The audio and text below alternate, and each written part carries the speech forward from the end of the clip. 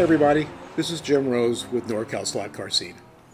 It's been a couple weeks since my last video, primarily because I've been working on cars for the Electric Dreams Christmas Enduro for 2022. Last year, the race was for slotted Group C cars, and my teammate Bob O'Hooley and myself were able to win the race. This year's race was for NSR 4GT Mark 1s and Mark 2s. I left Sacramento on Wednesday morning for the 385-mile drive from my house to Electric Dreams and arrived Wednesday evening and got a couple hours of practice in before the real practice started on Thursday and Friday. The setup that I thought would work really turned out not to be that great, and I got some great help from my friend Walt Baines and Rick Jockum on setup for the cars that they'd been running. After I used their advice, the car started to get better and at least was in the ballpark after a couple days of practicing. Here's the basic setup. I started with an NSR 4GT Mark 1 white kit. I'd previously found that the white kit bodies were about a gram lighter than the standard bodies for some reason. The most important setup part of any slot car is the rear wheel and tire.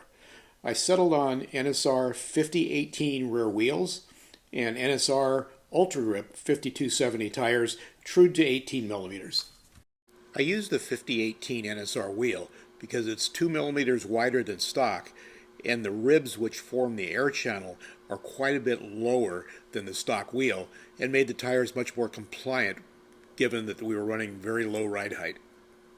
As for gears, the stock NSR gears with a ratio of 11:32 are fine.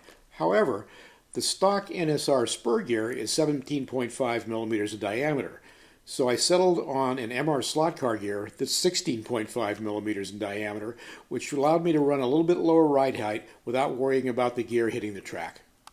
Because the MR slot car gear is 1 millimeter smaller in diameter than the stock NSR gears, I had to go to a larger size pinion gear to get proper gear mesh. I could either use the NSR angle winder gears or what I settled on, the Slotting Plus gears that have a set screw, so it's much easier to experiment with gear ratios during practice. After doing some testing with the different gear ratios, I finally settled on a ratio of 13:30. If you've ever tuned an NSR slot car, in the front you know that the front axle has quite a bit of slop in it, even when you adjust the ride height using the set screws. What we did to get around this is use a 5.2 millimeter spacer pushed into the chassis and then using those same set screws to adjust the height. This modification made the front axle spin much freer as well as having zero slop. If you decide to do this modification, make sure you oil the axle because aluminum against steel will eventually seize if you don't use proper lubrication.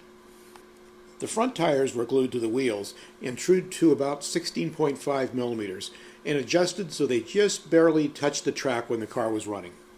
During one of the practice sessions, I noticed that a lot of the local drivers were using the new Slotting Plus guide, which is extremely long. I was using the standard NSR wood guide and it was working fine, but I decided to try what everybody else seemed to think was the best. After I installed it and ran it, I was convinced. The car seemed much more stable and less likely to deslot, so I'll be using these guides probably in most all my cars from now on. In terms of setting the ride height, I used zero spacers in the front, so the car was very low with the Slotting Plus guide. In the rear, with the 18 millimeter diameter rear tires, I adjusted the rear mounting screws for the pod so it hung down just a little bit and got the chassis closer to the track. Because this type of NSR car with a sidewinder motor tends to be very light, usually you're going to use some ballast in the car. Throughout the testing session, I changed it a little bit on the side and tried it in the middle, and I finally ended up with what you see here, about 5 grams of lead right in front of the motor on the pod. When I assembled the car, I decided to go with Slotting Plus T6 Torx head screws everywhere that I could. I used them to mount the motor. I used them to mount the pod, which are 2 millimeter machine type screws along with lock nuts, as well as the T6 body mounting screws, all by Slotting Plus. One final piece of equipment I used when assembling this car was a Slotting Plus combination axle tube and rear bushings. It's a one-piece unit that snaps right into the pod. Because this is a Sidewinder car, and the motor can is very close to the rear axle. You do have to take a Dremel and notch the combi bushing to allow for clearance. One final thing I did when I assembled the white kit body. You can install the interior, which goes over the pegs, and then glue the interior into place. However, what I did is I let the interior float on the pegs and installed some rubber grommets with silicone adhesive to let the interior float on the body when the car is running. After all this testing and preparation, how did the car perform?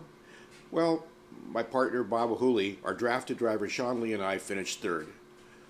All three podium teams were awarded commemorative NSR 4GTs with the color of their finish, ours being bronze, and a third-place crest on the hood. The 2022 Christmas Enduro at Electric Dreams is in the books, and Marco, along with NSR, put on a spectacular event, and I'm sure I'll be back next year. Special thanks also go out to Dennis Sampson, who stepped in for Marco and race directed for the entire day.